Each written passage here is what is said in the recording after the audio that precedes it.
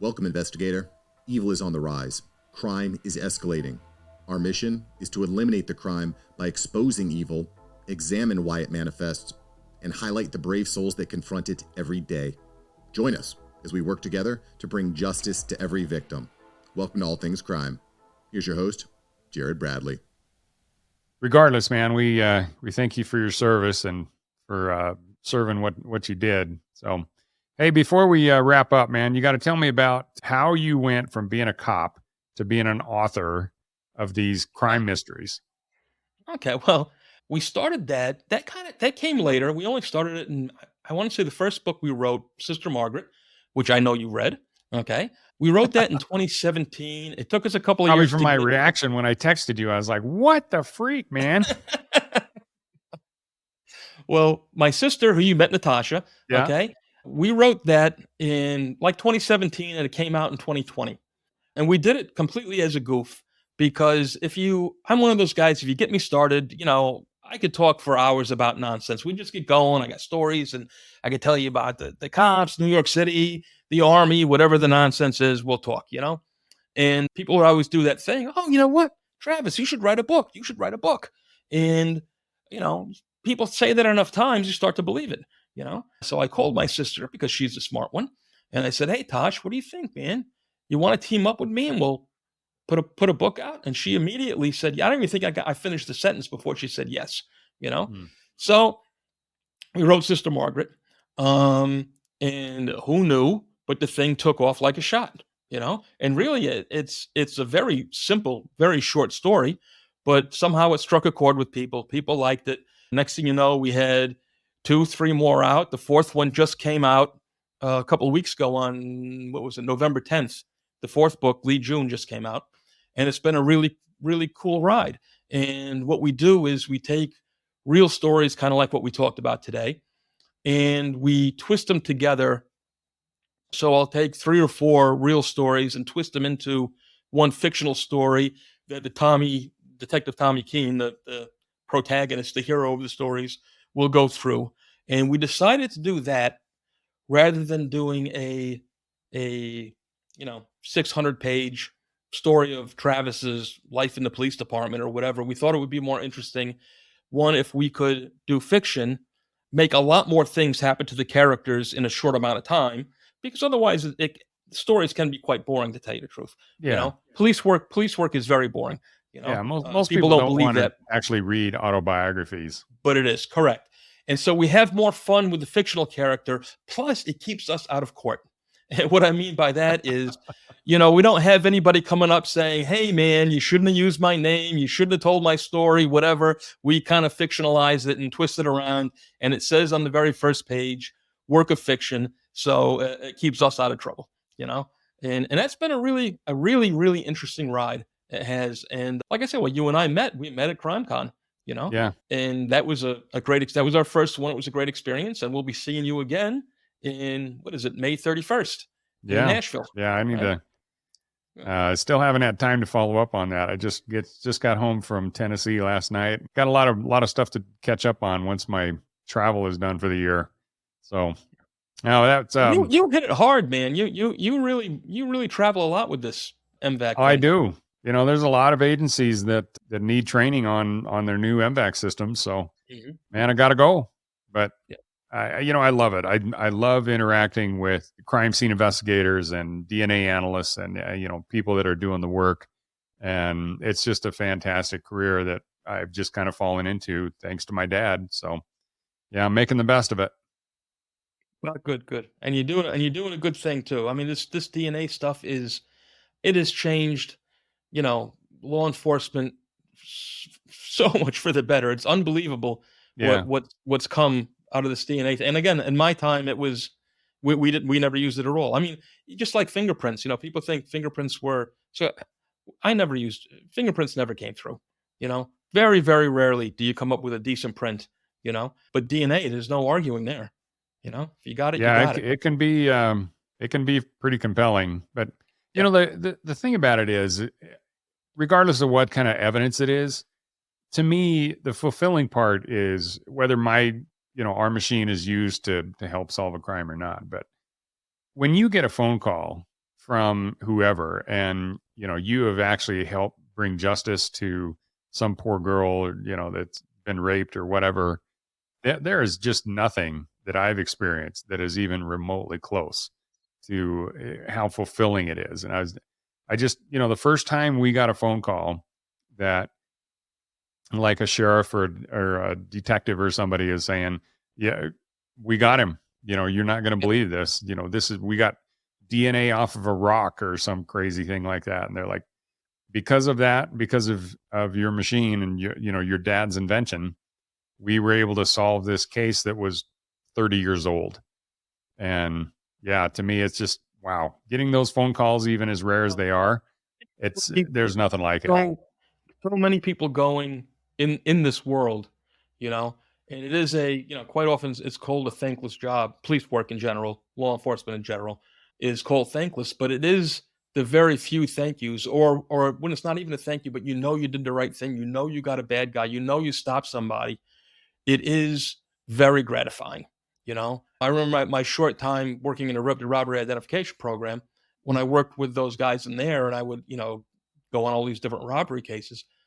Man, were people happy when you were able to get the person that robbed them, especially if it was a serious and a scary robbery. They were thrilled because, again, quite often they have little trust in the police, they have little trust in the system.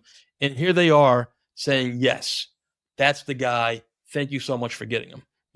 Times that I had gotten, just numerous bad guys time and time again, where the victims were, so very, very grateful that somebody stood up for them. And that makes it all worthwhile.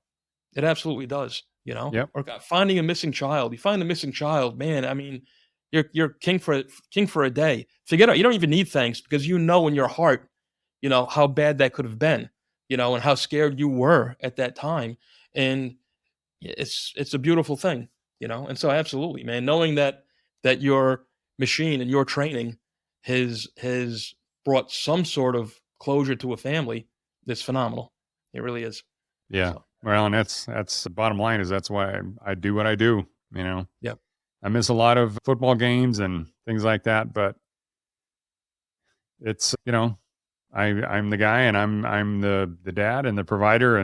But most importantly, I want to make a difference in life. And I think all of us do. And so whatever little difference I can carve out, then I'm going to do what I have to do that. So just like you did, man. And like I said, every cop to me, if you're willing to actually sign up and especially knowing what now, like, the people that are brand new recruits that are signing up to be a law enforcement officer right now, man, hats off to them because these guys, they deserve a serious amount of appreciation because there's so few. And it's like you said, it's such a thankless job. It's like, holy crap, man, we've got to change that. To all the misery we were talking about before with the politics, New York City now, I had mentioned, at my time we were about 38,000 strong. I believe we have just for the first time dipped below 30,000. Okay? Because over 2,500 guys there was a mass exodus with so many people leaving. Mm. And it's really a scary, scary situation. And they're talking that it could get as low as 2,500 police officers in New York City, which Or is 25,000. 25,000. I'm sorry. Yes, 25,000, which again would be 13,000 less than my time. Wow. All right. And no good can come I'm from sorry. that. A city the size of New York, you cannot keep those city streets safe with that few people. You can't.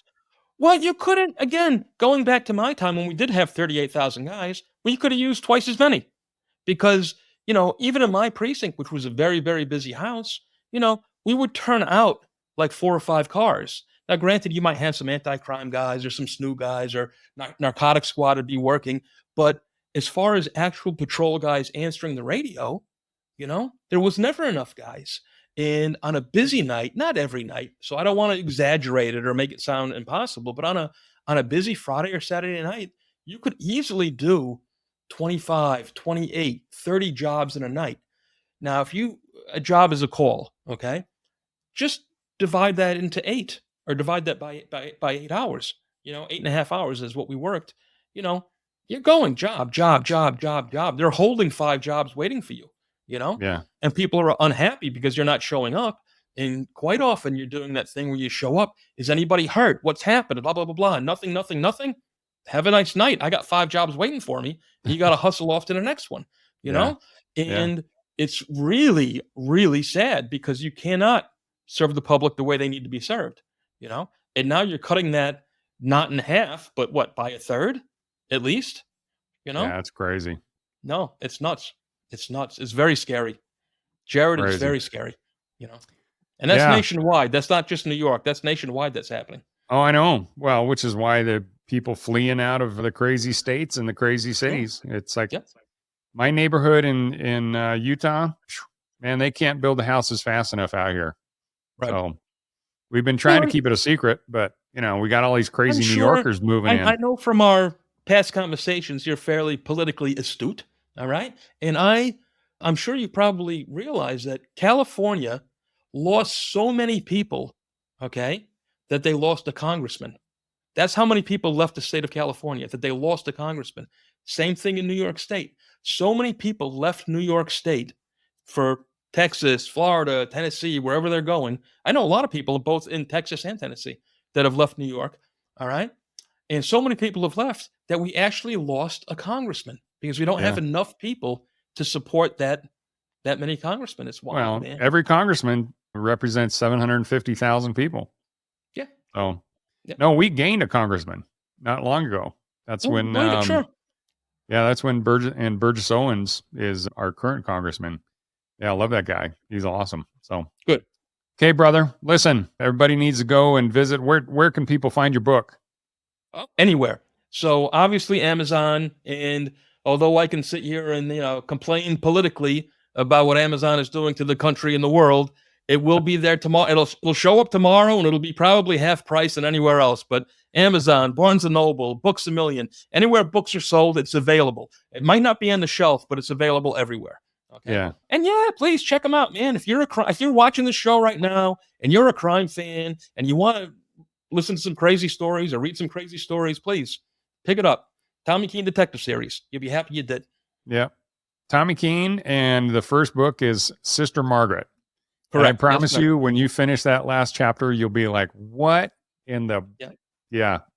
And the next that one time blew you and me I away. meet, I'll tell you all about the true stories in Sister Margaret. And of course, if you caught up on a few more books, I'll have some more true stories for you. All right. Sounds great, man. Very good. Hey, Well, I I'll appreciate see you in May, if not before. Yep, absolutely. Thanks for joining us. Your attention today brings us one step closer to exposing and eliminating the evil that brings crime to our communities. Hit subscribe and share this episode.